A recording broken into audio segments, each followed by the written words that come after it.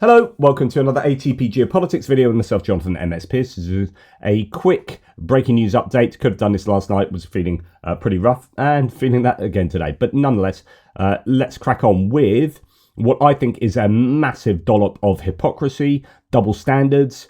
We have the claim, we've heard the claim, absolutely rampant claim over the past however many years that the left cancels, the left is about censorship, the left is about labelling and blah, blah, blah, blah. And it seems that the President Trump administration is not at all interested in the First Amendment of freedom of speech, of free press. That much is obvious. Is that you must say exactly what we want you to say, and if you don't, we will penalise you. Where is freedom of speech? Where's this free speech absolutism sort of heralded by Elon Musk, who's at the centre of the White House? Not that he's got anything to do with this per se, but, you know, that's supposed to be what this administration represents, right? Yeah, we want freedom, liberty, freedom of speech to be able to say what we want. Apart from if you say what we don't like you saying, then we'll shut that down. We'll shut that down straight away.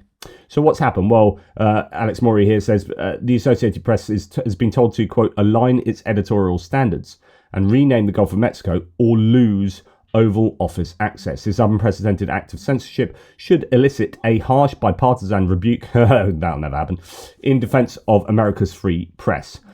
It's amazing that you hear all these senators and representatives who have long made claims about freedom of speech and this and that and everything else. And as soon as the Trump administration goes completely against what they previously said, they're like, oh, it doesn't matter in this situation. Oh, we don't have to follow the law here, even though like they're beholding the Democrats to account previously on account of X, Y, and Z. Now that the Trump administration is doing X, Y, and Z, it's okay because it's my guy.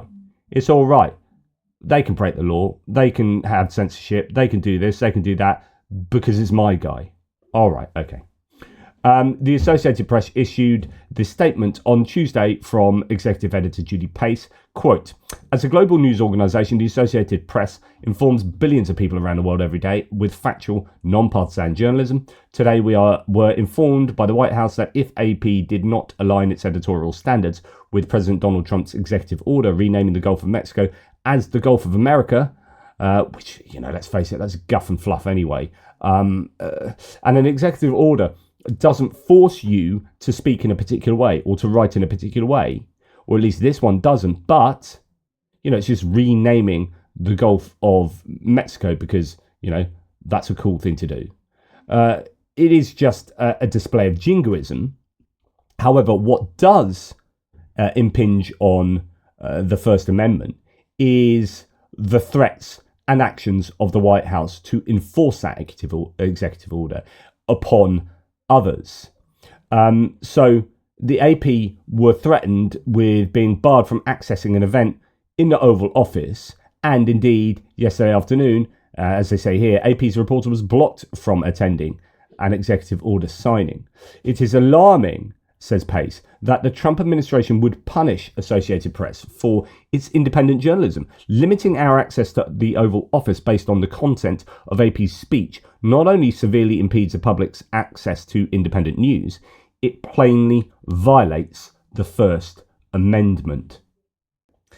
It's worth noting that Associated Press is an international news media organization that, you know, offers its news to billions of people around the world, not just to America. And as such, you know, their previous statement was the Gulf of Mexico has carried that name for more than 400 years. The Associated Press will refer to it by its original name while acknowledging the new name Trump has chosen. As a global news agency that disseminates news around the world, the AP must ensure the place names and geography are easily recognizable to all audiences. I mean, it's that obvious, really. You know, imagine that Donald Trump just said as an executive order, oh, we're now going to call hospitals bjalalas. What? Bjalalas. That's what they're called. Hospitals are now called bjalalas. Okay, well, we as a news organisation are not going to start calling them that because no one will know what we're talking about. Every time that we want to use the word hospital, you are now, and now we're not allowed in the White House because we won't do what you say. So it's just utterly ridiculous, of course. And you are starting to see, with like we've seen with the Pentagon, 8 different news organizations, mainstream media outlets like CNN, New York Times, they've been kicked out the Pentagon, and in comes Breitbart, OANN, and the Daily Caller. These really populist right-wing news sources that are fully under the control of the Trump administration. You are getting a dictatorial purging of the White House and purging of people's thoughts and words. This is incredible. And yet guaranteed the people that have always supported Trump and have always slagged off the left for censorship will be finding this all right. This will be okay by them, won't it?